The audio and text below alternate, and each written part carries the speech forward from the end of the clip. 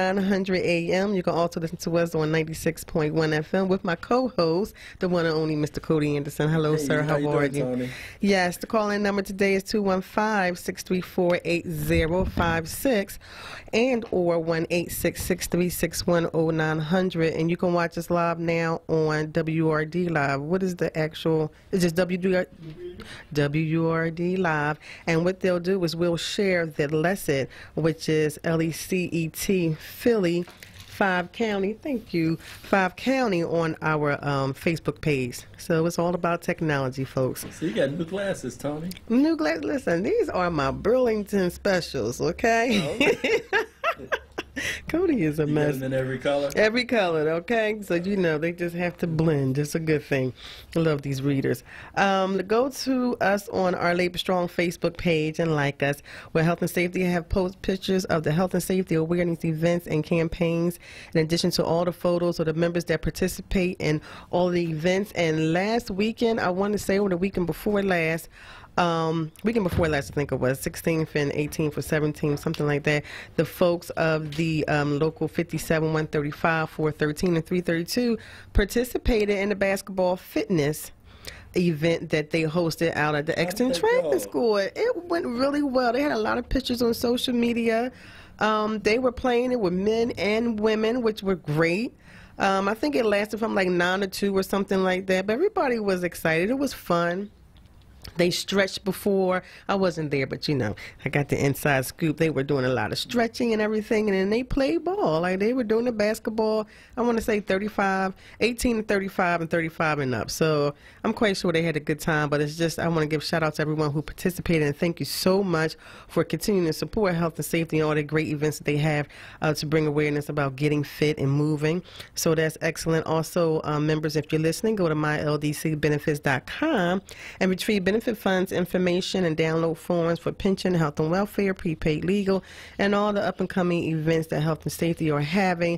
Their next event I want to give a shout out to is the Big Climb.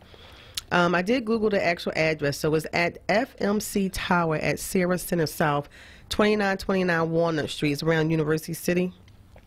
And so what it is that it is to bring awareness for leukemia and lymphoma.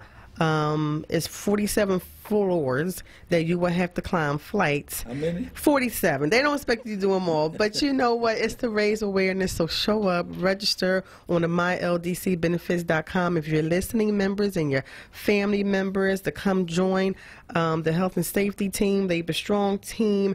But you know what is so nice that the actual Big Climb representatives, they have a clinic. So what they did was, the week before last, they met at the art museum, and they actually practiced going up and down those steps just to get people a little, you know, in shape, and a little prompt to of what to expect. So I thought that was good. So with the great women at the health and safety team, what they're doing during the day for some of the in-house folks that are going to participate on Monday, Wednesdays, and Fridays, they are actually climbing 5 flights of stairs.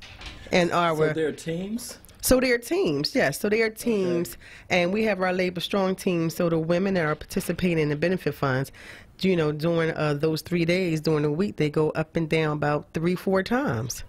So I've done it myself, and it's a lot. 3 or 4 times? Huh? Yes, we did it 3 times today. So 3 times up, 3 times down, 3 times. It was a lot, but it was nice. You got to pace yourself, though.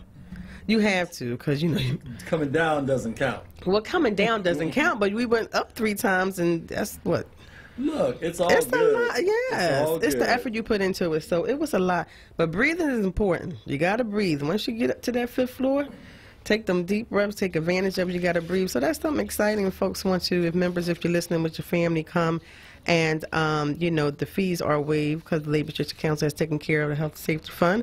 So just show up. Just register and show up. And those who are practicing those 5 floors, yes. Just as you get to the top of the 5th floor, just think that you got 42 more to go. Oh, Cody, that is not nice. That is not nice. You know, it's like I said, it's the effort that you put into. So we are thankful, but it's a lot of work. I mean, it will test you. So today is what's the date today? March 29th. And so this is the last day of National Women's Month. So I feel like what better way to end the month of women and for women than to discuss women's health.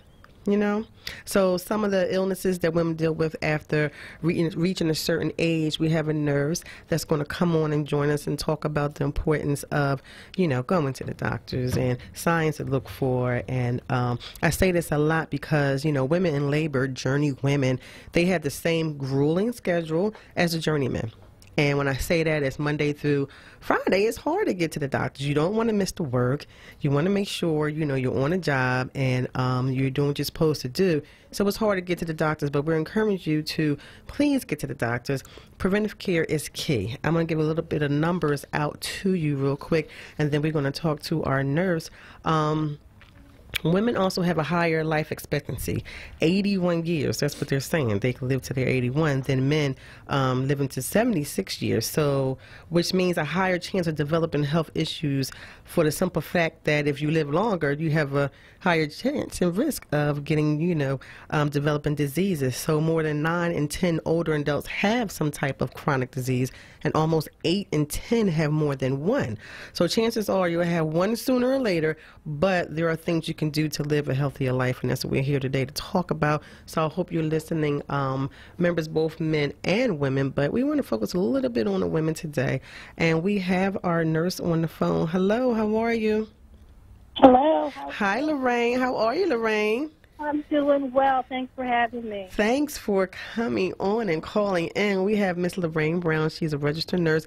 And Lorraine, I just want you to give us a little bit of your background, you know, history in the industry for us. Sure. So, as you said, I'm a registered nurse, primarily in emergency medicine. I also have some experience in transplant as a transplant coordinator. And typically I see patients usually in the acute setting where they're coming in, like I said, as an emergency situation, dealing with issues that they might have that is a sudden onset. So that's primarily my background. Okay. So we want to talk a bit about women, because we know sometimes, and we discussed this before off air, that women normally are so used to putting themselves last and taking care of themselves last, you know. Right. Why do you think that after a certain age, women just stop going to the doctors on a regular basis? Because we know that to be true. I think by nature, you know, women, we're nurturers by nature. You know, we're taking care of everyone else, typically before we take care of ourselves. And that can be for, you know, a myriad of reasons. We're taking care of home, we're taking care of family, we're taking care of, maintaining the home. And sometimes we put ourselves on the back burner. Right. Whereas, you know, there's, as we segue into the preventative care part of it, there can be ways and situations that might arise within your health care that can be prevented, just paying attention to not missing those appointments, keeping up with your scheduled visits. So it just kind of goes back to, you know, you can't take from an empty cup. So right. You are, you know, like I said, women by nature, we're nurturers. So we're going to give to others before we take care of ourselves. And I know sometimes because we tend to put people first or others first, our family, our kids, our husbands, and run around and what have you, we tend to do the worst thing, which is self-diagnose or Google the diagnosis, you know? Right. We definitely, and I'm guilty of that at times too. Cody's smiling at me, but yeah, he knows that, you know. I think we all are. Yeah. Guilty of trying to self-diagnose and sometimes thinking, you know what, this might not be as serious. I kind of feel a pain, but it'll go away. I'll take a Motrin. But, you know, sometimes, like I said, there can be situations that before, you know, a clinical or a illness might manifest itself, right. There can be ways to prevent it. By the time a disease process does manifest itself, it just might be too late. Yeah. So taking those preventative measures before it gets to the point of where there is a problem or a problem exists, we're now working backwards. No, I believe that, and that definitely happens. I wanted to focus too and ask a little bit about when it comes to like diabetes, because a lot of times women, you know, they are diagnosed with diabetes after they're like 45. I know I'm at risk of it only because I had both my children. I had gestational diabetes. So how important is it for them to make sure, one, if they are diabetic, to continue taking the medicine and to eat right, but if not, to really get checked? Because we kind of, after a certain age, say, oh, I'm going to eat what I want to eat. I did good for so many years, now I'm just going to, and it really, you know, makes it worse and harder on your body, right? Exactly. A lot of disease processes, especially with diabetes, depends on diet and exercise. Mm-hmm. And as you get older, you know, who really wants to get up and move and kind of get out there and move these bones around? But a lot of what we eat and a lot of what we do does generally reflect how our body is performing. And with that being said, going back to preventative care, simple blood work can give you information. Your A1C count can trend to see kind of where your blood sugar had been in the past 3 months.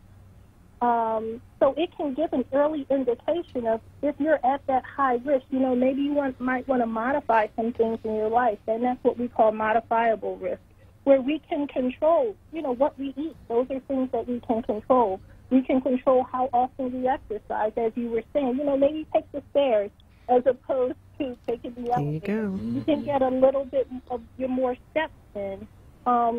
You know, most phones now have the count, or we're wearing smartwatches where you can kind of monitor what's going on with your body before, as you say, you get to a point where it becomes diabetes. We're now, like I said, we're now pedaling backwards.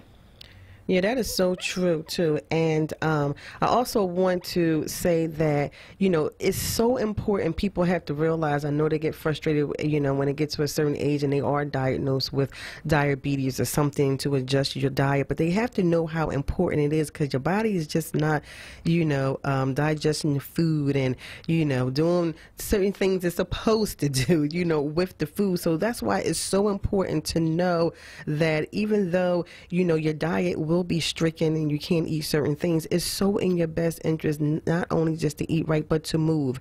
It's so important to get moving and get that blood circulation going. We talked about too, you know, sometimes people have mini strokes and they don't realize that they've had a stroke, you know. So what are the signs of a mini stroke? Because I know a lot of people are home sometimes and, you know, because it's so mild, they don't realize that they've just had a stroke. So what are some of the signs of a mini stroke? You know, how does that go?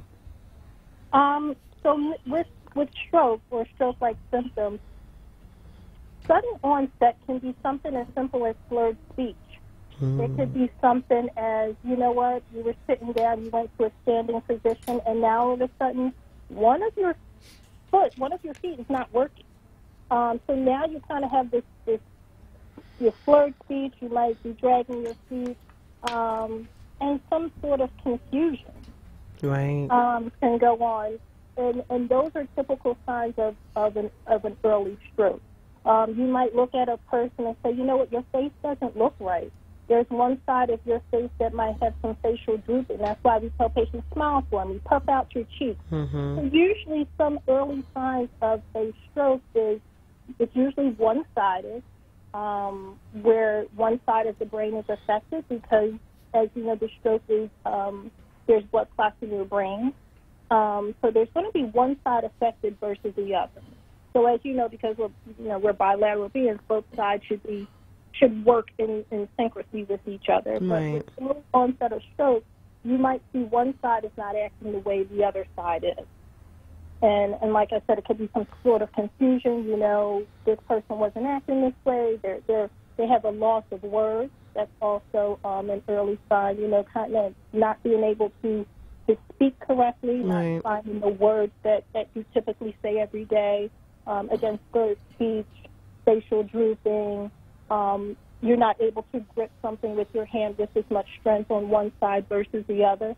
And those, again, are early signs that if you have a small stroke, what we call a TIA, that's kind of a precursor to maybe something else is looming larger as a massive stroke. Right. So unattended, if it's unattended, it passes, right? So what happens if a person has these minor symptoms, as you just indicated, one of the feet didn't move properly or something like that, and they let it pass? We still consider that an emergency because, as you know, you can't live with any sort of occlusion in your brain, no sort of blood clot in your brain. Mm-hmm. And with that being said, you have to get to whatever emergency facility is closest to you because time is of the essence, and you have to get your head scanned. You have to get that brain scan to find out, is this a minor stroke? Is this a small blood clot in which we can give medications to still bust that clot? Because if that clot kind of sits there, as you know, it can lead to a larger blood clot. By nature, your blood sticks together. That's the way blood is supposed to. You don't want to hemorrhage. You don't. So, blood trying to accumulate, and a small clot can lead to a bigger clot. Wow. So you have to get to that facility as soon as possible. Okay, well, hold that thought, Lorraine. Don't go anywhere. We're going to take a short break, and we'll be right back with more Labors Live. Sure. It's a busy start to the commute on the Philly roads. This traffic report is sponsored by Mothers Against Drunk Driving. On 95 northbound, stop-and-go traffic, Naaman's Road to the Commodore Barry Bridge. Again, Penn's Landing to Bridge Street. South on 95, that jams Cottman down to Girard, and 420 to 320. Vine Expressway jams eastbound 76 across the 95. Westbound stop-and-go Broad Street back to the Schuylkill Expressway. And on the Schuylkill eastbound, it's stop-and-go getting on at 202 all the way down to Belmont. Again, Montgomery down to South Street. Westbound Schuylkill, that jams University to Girard. The Boulevard to Belmont, and you're heavy through the Conshohocken curve. On the Boulevard northbound, slow traffic to Schuylkill Expressway into Broad Street. Blue Route northbound jams 95 to Route 1, southbound from 76 all the way down to Media Swarthmore. Walt Whitman Bridge eastbound jams into Jersey. That because of a crash on the shoulder on 42 southbound by 295. 676 southbound jams from Atlantic Avenue down to 42. And 295 northbound is heavy from 42 to 168. Southbound slows 73 to 70. Then again from Warwick Road down to 42. For victims of drunk and drug driving, our grief is unique, but you are not alone. MAD is here to help. Call our 24-hour victim helpline at 877-MAD-HELP or visit mad.org. That's MADD.org. For more traffic information, log on to SIGAlert.com. I'm Brendan Joseph with your Philadelphia area traffic. Don't miss the Electric Magazine Show, hosted by Cody Anderson and Vicki Leach. Saturday mornings from 7 a.m. till 9 a.m. Exclusively on onWURD Radio. 96.1 FM and 900 AM WURD. Nina Simone, For Women, is a musical play on stage now through March 31st at People's Light in Malvern, featuring hits like Sinnerman and To Be Young, Gifted, and Black. Nina Simone, For Women, imagines the legendary songstress at the site of the 16th Street Baptist Church bombing, the event that shifted Simone's career from nightclub singer to civil rights activist. For tickets, call 610-644-3500 or visit peopleslight.org. Listen live at wordradio.com. I'm Mama Dietz. At Dietz & Watson, we've spent over 75 years focusing on the details. This philosophy started back when my father learned how to make franks and sausages the right way in Germany. Today, we put that same level of detail into everything we make. If it isn't good enough for our family, it isn't good enough for yours. Dietz & Watson, caring like only family can since 1939. The Sweet Treat Hut is the highest-rated juice bar in Philly, located on the corner of 50th and Thompson Streets, providing delicious, healthy vegan food, juices, and smoothies. Treat yourself to a cup of happiness. Call 215-877-1471. Hi, this is John. Hi, this is Juanita, owners of JD's Auto Body and Painting. We're located at 6300 Wayne Avenue, right there at the intersection of Wayne and Washington Lane. We really like to thank all you WURD listeners for the support that you've given our business, and we really hope to see you in the future. JD, tell them about our products and services we have. We have a new state-of-the-art paint shop along with our body shop and detail shop. We can help you with the dents and scratches from the winter season. Come to JD's Auto Body and Painting. Come on out and check us out. We're still honoring that word 10% discount. Give us a call, 215-848-5949. Again, 215-848-5949. Thanks again for supporting our business. We really appreciate you. See you at JD's Auto Body and Painting. You're listening to Word Radio, 96.1 FM and 900 AM WURD, independent black media. Welcome back to More Labor's Lab, where we have registered nurse Lorraine Brown on the phone, giving us so much insight when it comes to preventive care for women.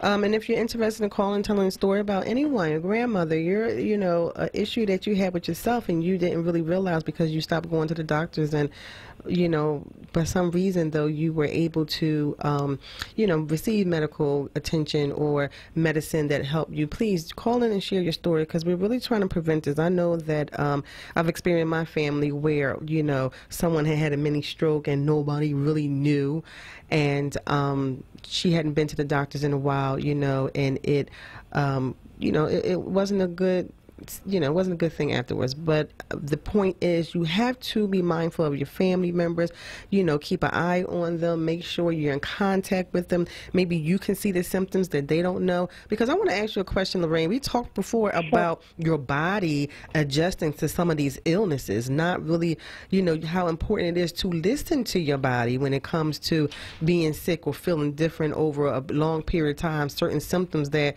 we just tend to ignore, like maybe high blood pressure. We discussed that sometimes people's high blood pressure, what they say is normal for their body is really truly high and not really good for the body, in a sense. So let's talk a little bit about your body adjusting to some of these illnesses and how that's not a good thing. Exactly, so true. So specifically with hypertension and high blood pressure, uncontrolled hypertension does lead to a breakdown in other parts of your body, more specifically your heart, your kidneys. With uncontrolled high blood pressure, your heart tries to compensate to control that blood pressure. So the heart kind of has to work extra and has to work harder than it typically would if that blood pressure was in a controlled environment. And as we all know, the heart is a muscle. And as you kind of work harder and the heart tends to work harder, that muscle starts to become bigger. As you work out in your body and your muscles become bigger if you work out more. Your heart is the same way, works in the same fashion. Right. It starts to become bigger. And as that heart becomes bigger, it's still supposed to be in that same space where the heart typically rests, but it's in a bigger heart. So now you have problems where it's going to manifest itself in different ways. Your kidneys might be affected from uncontrolled high blood pressure, and after a while your kidneys start to shut down. So uncontrolled symptoms, when as we say, we can control, most symptoms with diet and exercise, but also medication. If you, might say, okay, 140, your systolic blood pressure might hover around 140. Over time, for your body, 140 or 50, that's pretty high. And right. Your body's going to try to compensate in other ways. And like I said, in that way, your heart will then take a hit, vital organs start to become affected. So let's just say your pressure is 140 and, you go into the doctors and they said, okay, well, come see us back in a couple of weeks, see how you feel. And they don't prescribe you anything. Is that is that number harmful at 140, or would you say, well, you know what, maybe they need a mild, a high blood pressure medicine to help it? Is there any such thing as when your pressure is high, in a sense, a lot of people say, oh no, that number is good for my body, and sometimes I look at them like, what, like that's really high. Because you hear that a lot. People will say, oh, no, 135, 140, that's good for me. Like, and, they give us textbook numbers, but it really does depend on where your body works, where your body is used to. Typically, 140 we would consider high, on the higher level. Right. But that also needs to be of concern because, again, as we were saying, there's going to be different ways that your body is going to try to compensate, and over time, your body will start to break down. Mm-hmm. So it might be okay at 140 for years. But then after a while, your body's going to say, look, I'm a little tired operating at 140. Right. You know, and we're not really doing anything to control it. So what's normal? I'm sorry? What's normal? Textbook is usually 120 over 80. But again, kind of stray away from textbook. You should see Cody's face, Lorraine. He's like 120. What happened? Cody's face was like 120. Like, that's unheard of. Yeah, I mean, some people are even lower than that. But again, and then it depends on what your risk factors are, what you know, how your lifestyle is. But yeah, typically textbook is 120 over 80.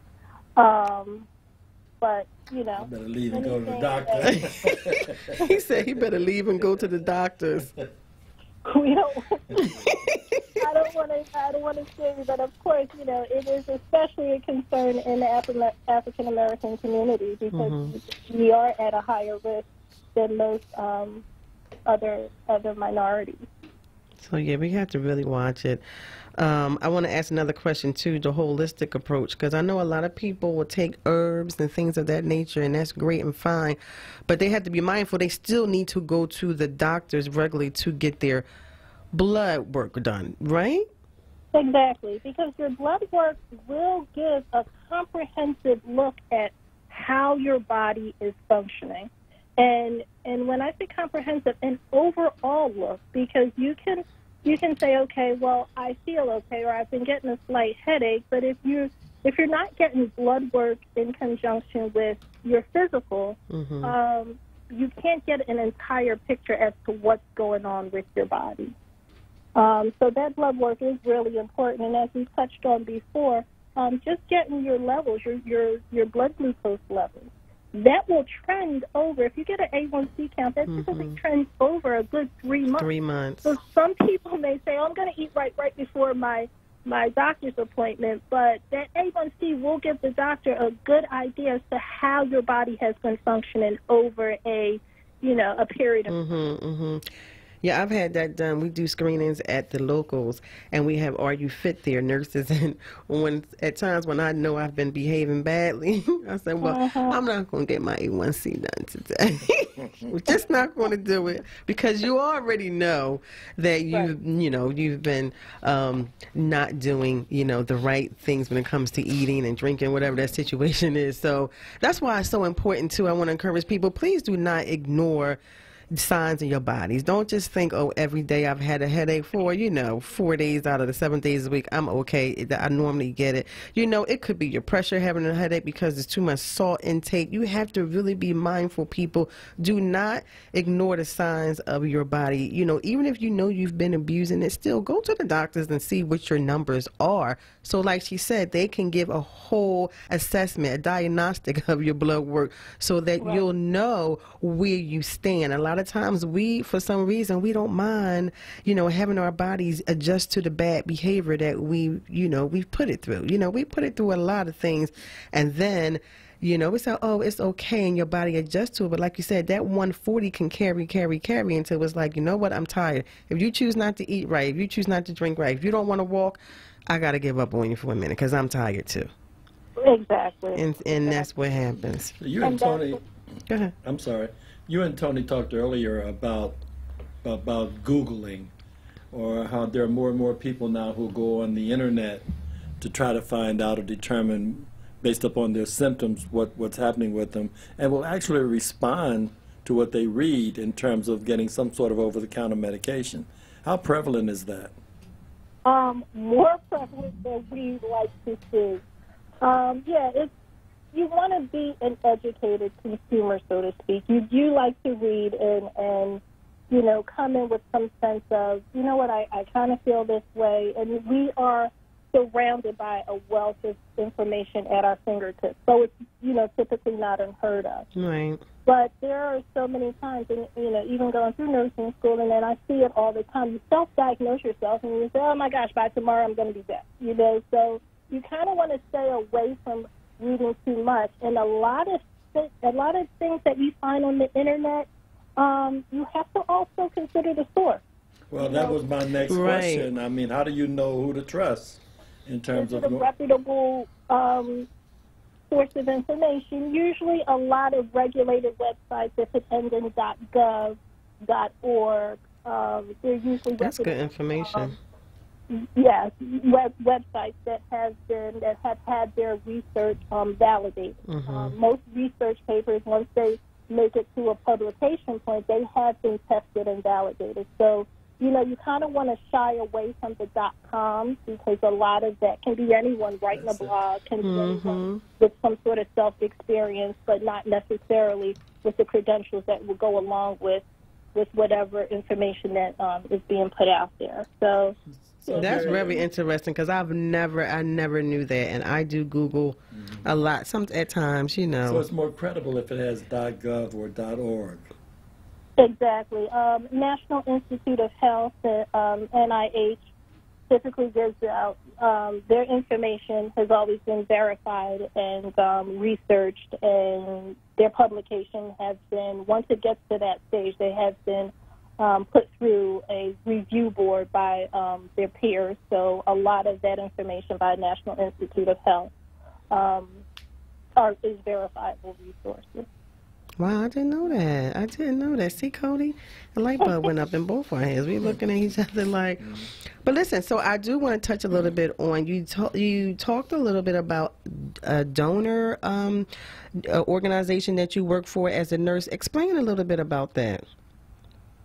Sure. So I work with an organization, the local organ procurement organization here in Philadelphia, Jersey, in Delaware, is Gift of Life. And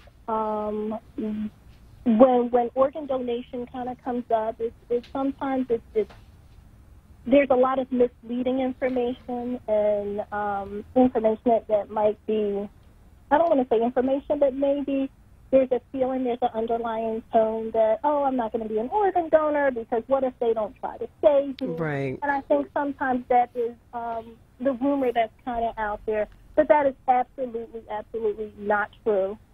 That is not something that ethically you can do, but also being an ER nurse, we have no idea who's organ donors. We are primarily saving lives. We want to save lives. Right. So that never comes up. And as an ER nurse, I was not working for the organization at that time, but you know, that's usually the rumor that's out there. And once I started working for the organization, you know, there was, I saw the stories. I saw how organ donation literally saved and changed lives. Right. And nationally, there's over 100,000 people waiting on the waiting list to get that one phone call that would save their lives. Locally, there's about 5,000 people that's waiting for a phone call, again, to save their lives and just have one family that says yes. Yeah, the other myth about that is that there are priorities based upon race. Is that have you found any validity to that? Not at all. So it is regulated. The waiting list is regulated based on severity. And okay. There's literally people that have days to live, weeks to live, and it's categorized. They put all of the conditions together based on whatever the patient is suffering from, whether it's kidney failure, liver failure, they need a heart, and sometimes it's double transplants that's being considered heart, lung, or what have you. But it's not prioritized by race at all. So listen, I have one question, and you said as a ER nurse, people will come in and you wouldn't even know whether they were a donor or not. You know, it asks you on your driver's license, right? Would you like to be a donor? That's where you get the information from, right? Exactly. Right. So you wouldn't even know when they come into the emergency room, when they talk about the myth of they're not going to save me because I'm a donor. You guys wouldn't even know at the time of entry that the person is a donor or not, right? The nurse doesn't know, but that admissions person knows. But what I'm saying is it's a trauma. So you're not coming through admissions first. You're going straight to the ER. You know what I mean? So they wouldn't know. It's not. Yeah, it's not even a factor. We don't. Most of the time, even as a trauma, we don't even know the patient's name. Right. So we are primarily saving lives. Mm-hmm. That's it. That conversation is not even brought up. It's not even considered. I mean, it's just, it's two different entities altogether. Right. So you see, and that's why, because Cody's looking like, well, how is that? And that's what I'm saying, Cody. When it's an emergency, like she said, she doesn't even know the person's name. It's trauma. They bring them in and they work on them. They don't know who's a donor, who's not a donor, and that's why I wanted to bring it up, because of the myth. People really need to be educated and know that they don't know if you're a donor or not. Nobody's flat. Half the time, some of the people that they bring in, they don't even have ID on. Let's be honest. Some of these, these violence in the street, these people don't have IDs on them. So at the end of the day, they wouldn't know, whether they're a donor or not, right? Donors or not. And bottom line, it's unethical. I mean, that's not something that is even discussed at all. Mm-hmm. You work the ER room? Yes, I worked at a level 1 trauma center. Oh, that's harsh. Okay. Yeah. You see a lot of interesting stuff there. A lot of interesting stuff. And I wanted to educate the people on the donors because of, it's sad to say, a lot of the gun violence that's happening in the city happened to a lot of young people whose organs are strong, in a sense. Right. And to have that conversation with somebody, family who is so distraught, if you educate them, or maybe they can hear about it via the radio station, whatever that information is, that they will know, one, they're going to try to save your, loved one's life regardless. But, dreadfully, if they can't, in a hardship, you will have someone come to you and say, listen, you have this young body with these organs that can be, save someone else's life, the hard conversation, but people have to know and have them that you will be saving, someone else's life. And that's why I just thought it was of an urgency to have her educate us, in a sense. Because like I said, and now I'm thinking, well, why do they even ask you that on your driver's license if at the end of the day you come in there through some type of trauma? It doesn't even matter. I mean, just think about it. When you see accidents on the highway, they're not checking people's ID to see whether they're donors or not. Everything is just happening so fast just to save the person's life. So then, like I said, the question is, why do they even ask you if you're going to be a donor? Because how does that, unless you're in a coma or whatever the situation, then they know. But I'm just talking about trauma just coming through. They trying to save and they couldn't. That how you could really help someone's family and help someone's life. And she did that for a little bit, and it was a lot on her, right, Lorraine? It was. And I would like to kind of separate the trauma from someone who may have suffered a neurological injury or something. So wait a minute, hold that thought so you can distinguish. We just got to take a quick commercial, okay, Lorraine? Sure. And we'll be right back with more Labors Live. It's a busy start to the commute on the Philly roads. This traffic report is sponsored by Mothers Against Drunk Driving. On 95 northbound, stop-and-go traffic, Neiman's Road to the Commodore Barry Bridge. Again, Penn's Landing to Bridge Street. South on 95, that jams Cottman down to Girard, and 420 to 320. Vine Expressway jams eastbound 76 across the 95. Westbound stop-and-go Broad Street back to the Schuylkill Expressway. And on the Schuylkill eastbound, it's stop-and-go getting on to 202 all the way down to Belmont. Again, Montgomery down to South Street. Westbound Schuylkill, that jams University to Girard, the Boulevard to Belmont, and you're heavy through the Conshohocken curve. On the Boulevard northbound, slow traffic to Schuylkill Expressway into Broad Street. Blue Route northbound jams 95 to Route 1, southbound from 76 all the way down to Media Swarthmore. Walt Whitman Bridge eastbound jams into Jersey, that because of a crash on the shoulder on 42 southbound by 295. 676 southbound jams from Atlantic Avenue down to 42, and 295 northbound is heavy from 42 to 168. Southbound slows 73 to 70, then again from Warwick Road down to 42. For victims of drunk and drug driving, our grief is unique, but you are not alone. MAD is here to help. Call our 24-hour victim helpline at 877-MAD-HELP or visit mad.org. That's MADD.org. For more traffic information, log on to sigalert.com. I'm Brendan Joseph with your Philadelphia area traffic. Young and woke. Fridays on Wake Up with Word. Hosted by the rapping professor, Dr. Aaron Smith. 7 a.m. till 10 a.m. right here on Word Radio. 96.1 FM and 900 AM WURD. This Black History Month, Woodmere Art Museum presents the opening of Freedom's Journal, The Art of Jerry Pinkney, master watercolorist and renowned illustrator. Celebrated worldwide, Pinkney's works present spirited watercolors and powerful depictions focusing on the civil rights struggle and the pursuit of freedom. Featuring over 100 artist illustrations, including Charles Blockson's groundbreaking Escape from Slavery, The Underground Railroad. You don't want to miss this. Freedom's Journal, The Art of Jerry Pinkney, now through May 12th. Visit woodmereartmuseum.org. Support independent Black media and join the onWURD movement now at 215-425-7875 or visit wordradio.com. Family Therapy Vignette Moments with Dr. Lucille Ijoy.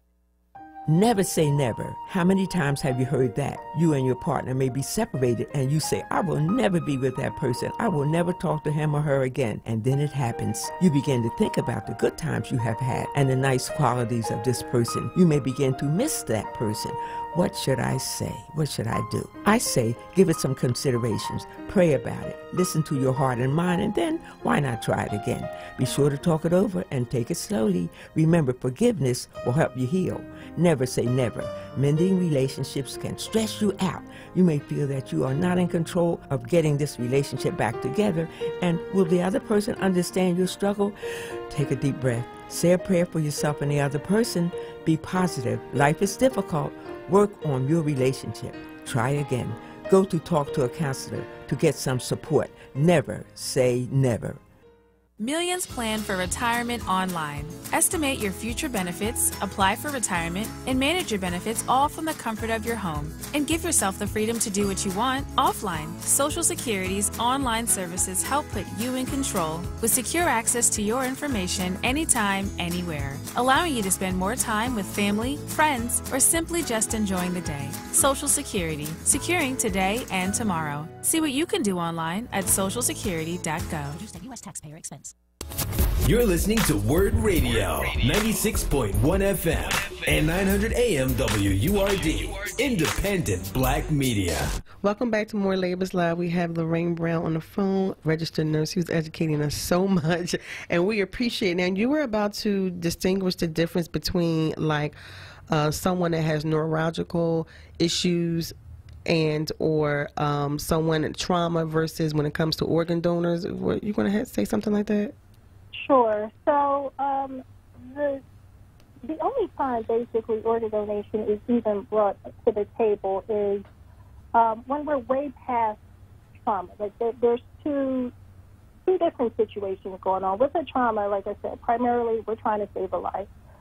So that's not even on the table. Right. But let's say you are to survive your trauma or you survived whatever condition you came into the ER, and you then move to ICU and you have nurses and doctors that are taking care of you, your health care team, and your condition deteriorates. And there's been the determination that, you know, you suffered irreversible neurological injury. There's something where, you know, you've been tested and it's determined that you're brain dead, you have no brain activity, you're not able to function, your body's not able to sustain itself, you have no brain activity. Mm-hmm. That's the only time, really, when organ donation is brought up. So I just wanted to make that distinction. Okay.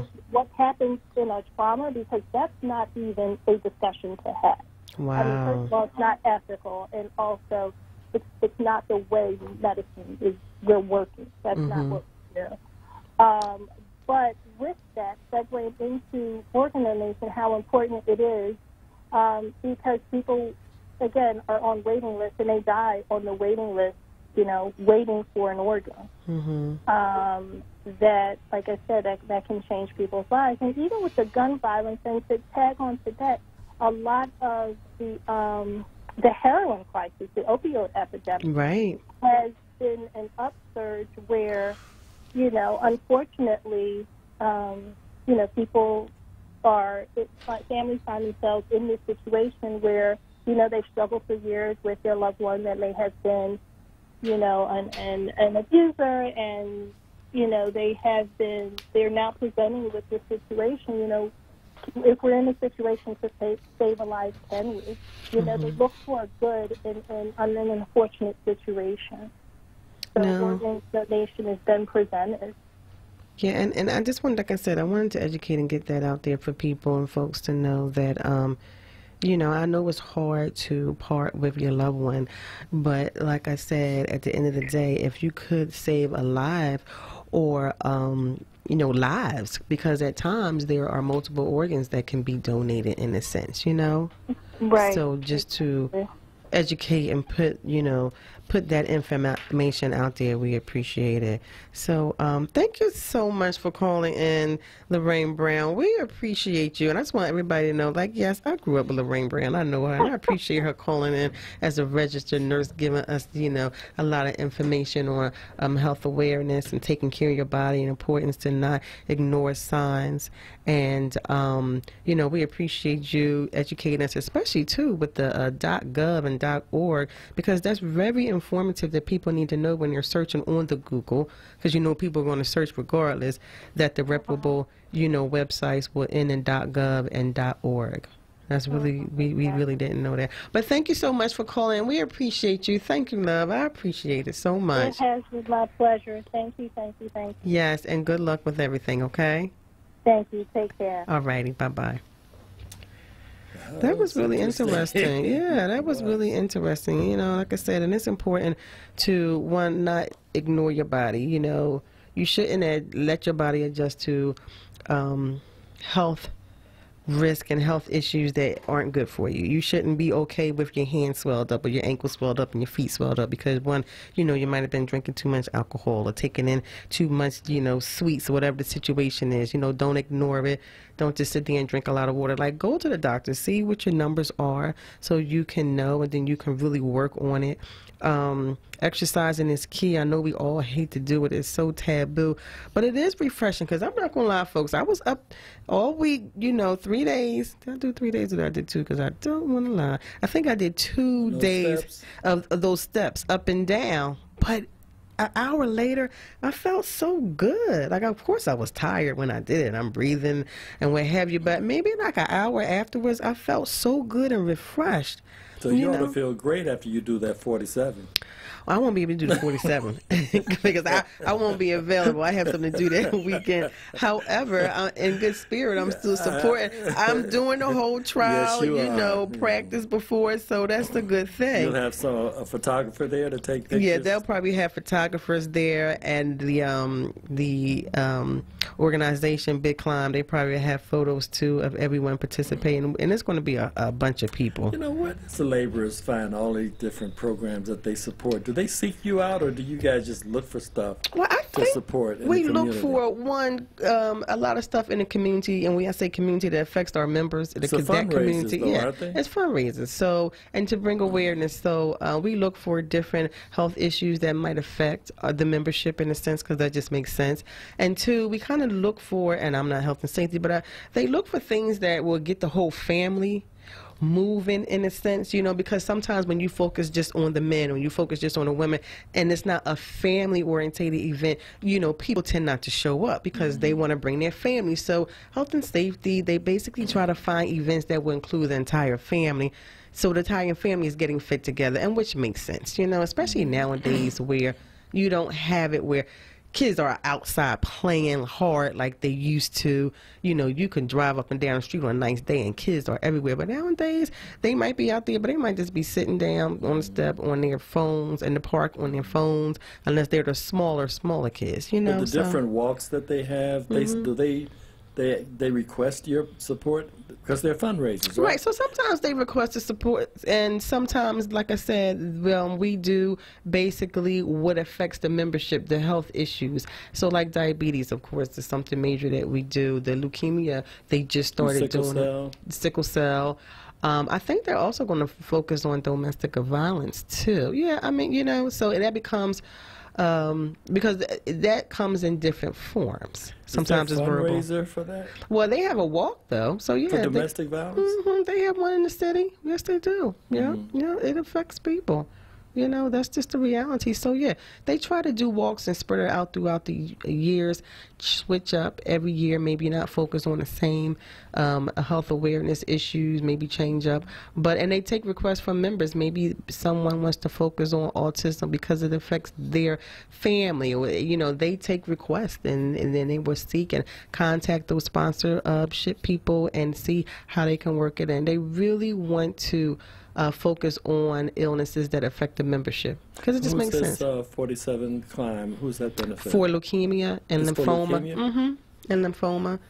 So, yep. And I think this is the first time because we interviewed a guy last year, if you remember, and that's when he said you didn't have to do all 47. Remember, he said you didn't have to do all 47, Cody, so you can go. And tell me you can go. Okay. You can go. So how do you raise the money? A person is pledged so much. So what we do is we normally choose a sponsorship. So it might be for maybe $2,500, $5,000, and what happens with that situation is it kind of waives the fee for the members. So the members come. Now the members can always donate. So what they'll do is they'll create a team called Labor Strong, where our members who want to participate outside of that money sponsorship that we contribute to, they can go on that website under Labor Strong and donate money. And what they raise, they'll give there. But we definitely always do sponsorships to guarantee that it's monies that's coming from the Labor District Council for Health and Safety regarding awareness. Was the basketball tournament a fundraiser? No, you know what? That was just about getting fit. Okay. They created this event just to get families moving. You know, which is good. So on a weekend, a Saturday, the families came and they were able to play, and kids were able to watch, you know, their fathers and mothers participate in the game. So it became a family-orientated event. So they just want to get the families moving. You use the training center a lot for those activities, huh? Yeah, we do, because it makes sense to utilize. I mean, we own it, we built it, we own it. So why not have them come to our house than actually paying someone, you know, somewhere else? So it just makes sense. So this is our show, folks. I hope you enjoyed it live. I enjoyed it, you having me and hosting. And Cody, I appreciate you, and Troy always. And have a great weekend, everyone. And we'll see you next week for more Labors Live. Thank you.